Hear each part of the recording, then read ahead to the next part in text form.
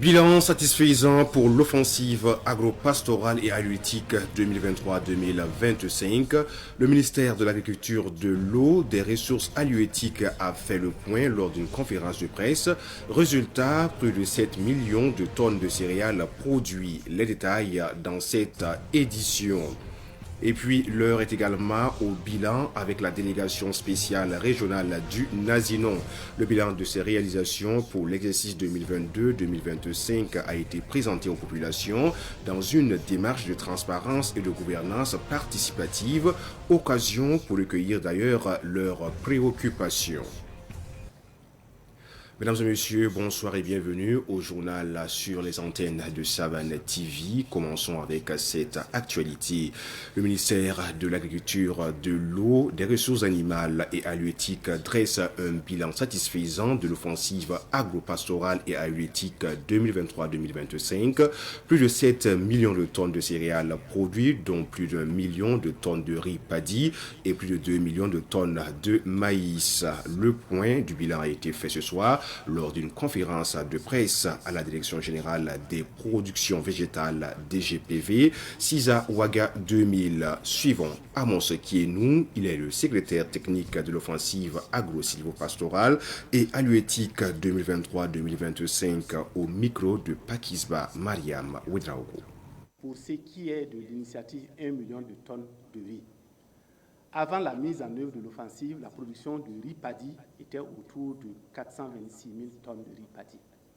Avec la mise en œuvre de l'offensive, nous avions fixé le cap à 1 million de tonnes de riz. Et à la fin, nous sommes à 1 million 8 000 tonnes de riz produits, ce qui correspond à un taux de réalisation de l'objectif de l'offensive de 101% et à un accroissement de la production de riz sur la période de l'offensive agro-pastorale et halieutique de 136%. Pour ce qui est de l'initiative 2 millions de tonnes de maïs, avant la mise en œuvre de l'offensive agro-pastorale et halieutique, nous étions autour de 1 800 000 tonnes de maïs produits annuellement. Avec la mise en œuvre de l'offensive, nous sommes arrivés au niveau de 2 686 000 tonnes de maïs produits. Cela correspond à un taux d'atteinte de la cible de l'offensive de 134% et nous avons pu faire croître la production de maïs sur la période de 46,9%.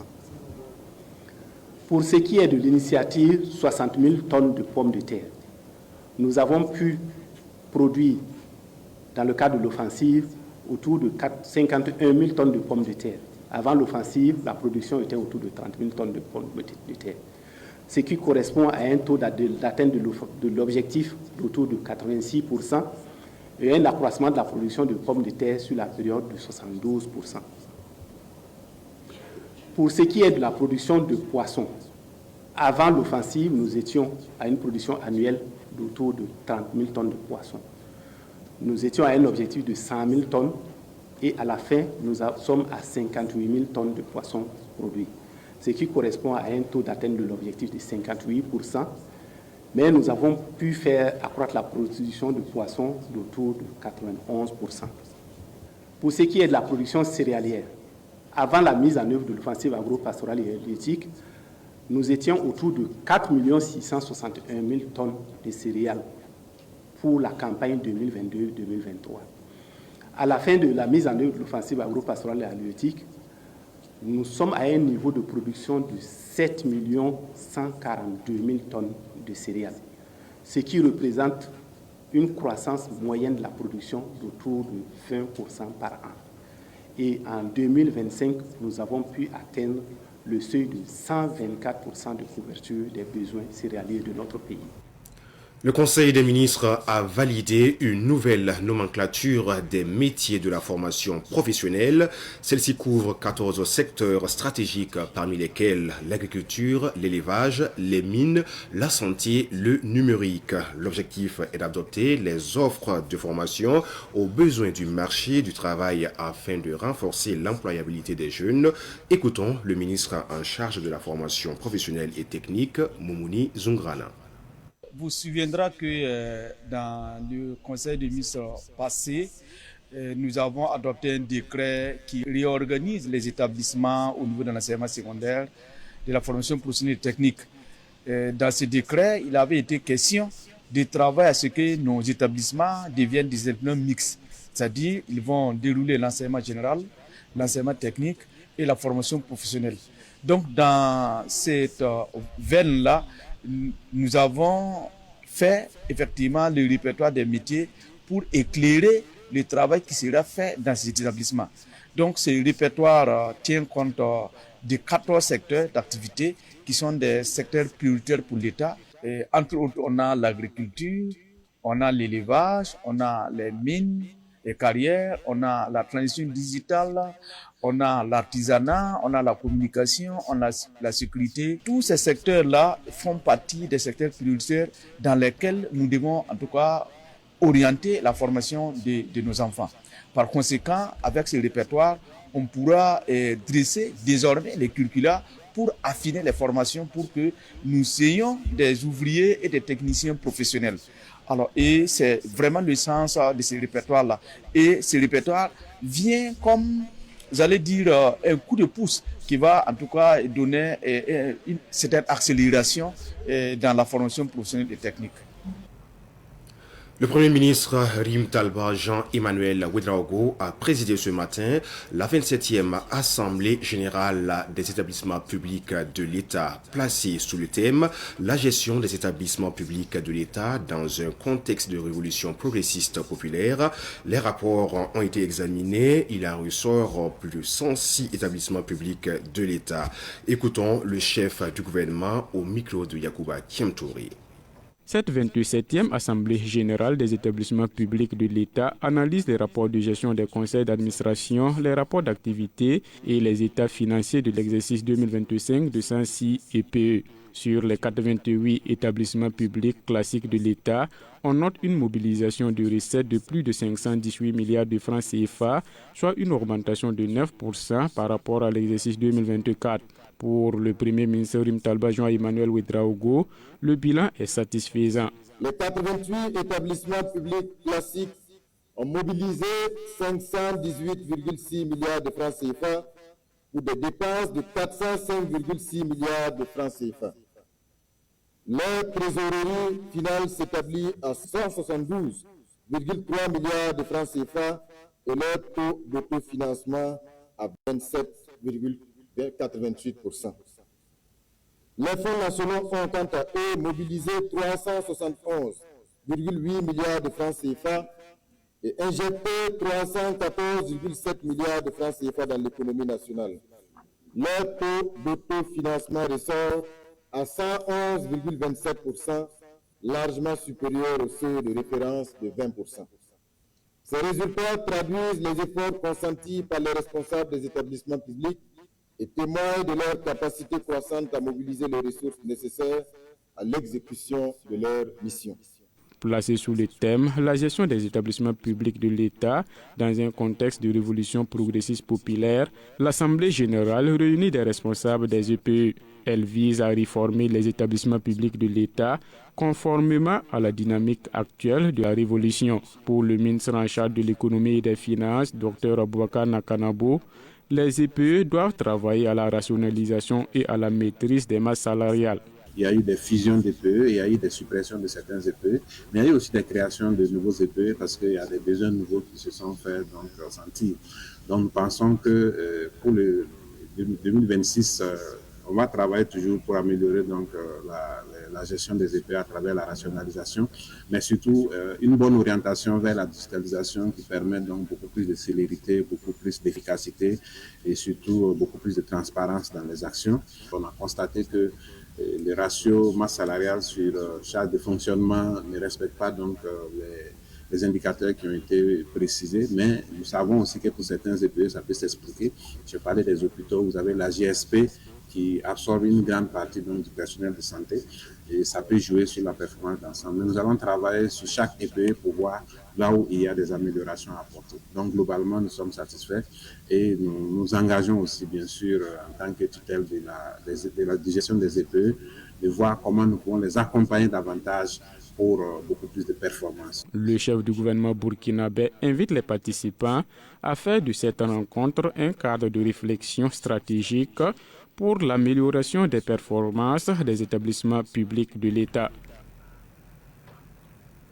Nous le disions en titre, journée de redevabilité. Nous en parlons dans cette édition. 3 ans d'action passée au crible. La délégation spéciale régionale du Nazinon a organisé hier sa journée de reddition des comptes pour l'exercice 2022-2025 à l'endroit des populations. Cet exercice de transparence, inscrit dans une dynamique de gouvernance participative, a permis aux responsables régionaux de présenter le bilan des réalisations faites depuis leur installation, tout en recueillant bien sûr les préoccupations des administrés. Le point avec Sidiki Kabri.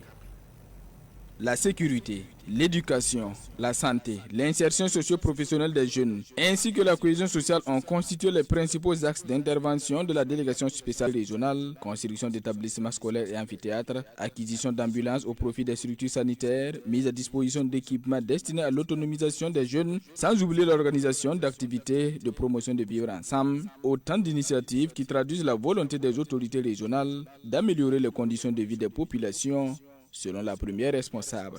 Nous avons présenté pour l'exercice 2022 à 2025 les réalisations majeures de la délégation spéciale régionale au profit des populations de notre région. Nous pouvons dire que la quasi-totalité des secteurs de développement ont été touchés, en ce sens que nos interventions sont allées dans les domaines de l'éducation, de la sécurité, de la santé, de l'accès à l'eau potable, de la protection civile, à la solidarité et bien d'autres domaines. En tout cas, on a intervenu vraiment dans beaucoup de domaines de développement. Au-delà du bilan présenté, cette journée a également été l'occasion pour la délégation spéciale de partager sa vision et de dévoiler de nouvelles perspectives de développement. Selon ses responsables, cet exercice de redevabilité vise non seulement à informer les populations, mais aussi à se conformer au texte. Nous tenons à poursuivre, voire à renforcer notre engagement pour la promotion du développement au niveau des populations et surtout au profit des jeunes en termes de dotation en kit métier, également dans le domaine de la santé et de l'éducation. Les fils et filles de la région ont pour leur part salué les efforts consentis au cours des 3 années. Ils ont exprimé leur satisfaction quant aux réalisations, tout en réaffirmant leur confiance envers la délégation spéciale régionale. Nous apprécions positivement cette journée de redevabilité au niveau local, au niveau de notre circonscription, au niveau de notre région. C'est le lieu pour nous de féliciter la camarade présidente des délégations spéciales régionales et toute son équipe pour ce que nous avons pu regarder. Le bilan qui a été fait est plus que positif. Cette rencontre a également offert un cadre d'expression aux populations qui ont formulé diverses préoccupations et suggestions portant sur les défis encore à relever. Les responsables de la délégation spéciale ont assuré avoir pris bonne note de l'ensemble des doléances exprimées et se sont engagés à les intégrer dans les futures actions de développement. Nous les avons pris en compte. C'est vrai que nous sommes confrontés à la réalité des ressources financières, mais nous les avons bien notées car émanant de la population et cela veut dire aussi que c'est un besoin réel à leur niveau. Nous allons poursuivre la concertation pour voir comment mobiliser les ressources financières pour accompagner les jeunes qui demandent toujours de l'accompagnement. À l'issue des échanges marqués par une séance de questions-réponses, quelques recommandations ont été formulées en vue d'améliorer la mise en œuvre des projets de développement. Un comité de suivi a également été mis en place afin d'assurer un meilleur contrôle de l'exécution des réalisations et d'accompagner les initiatives. La deuxième édition de la journée dénommée English Day du club d'anglais du ministère des Affaires étrangères s'est déroulée hier jeudi au sein du dit ministère. Et pour l'occasion, le rôle et la place de la langue anglaise ont été présentés aux membres du club. Samuel Mokoyete, voici son compte rendu.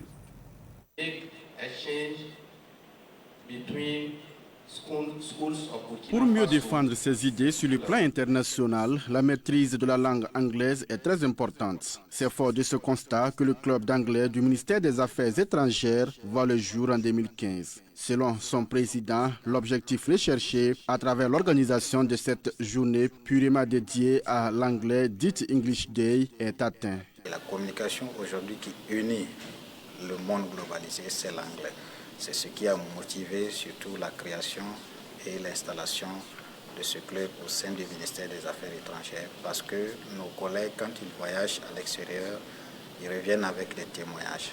Et au regard de tous ces témoignages, de l'importance aussi qu'eux, ils ont pu véritablement constater à l'extérieur que nous avons entrepris la mise en place de ce club. Vu le nombre de participants et la pertinence des questions, nous dirons que l'objectif a été atteint. Le conférencier du jour, Tobignare Jacques Gouba, est revenu sur l'importance de la langue anglaise. Tout candidat qui souhaite intégrer un poste à l'international doit d'abord maîtriser l'anglais. Le test anglais élimine beaucoup de candidats parce qu'ils ne maîtrisent pas l'anglais. Donc, c'est donc agi pour nous de le dire aux apprenants, aux membres du club d'anglais, pour qu'ils puissent renforcer davantage leur niveau de langue s'ils ambitionnent mener des carrières internationales. Chaque Burkinabé doit se donner les moyens de parler, de maîtriser cette langue-là. D'abord pour lui-même et pour sa propre carrière à l'international s'il souhaite être un jour candidat au niveau des organisations internationales. Nous sommes à l'ère du bilinguisme.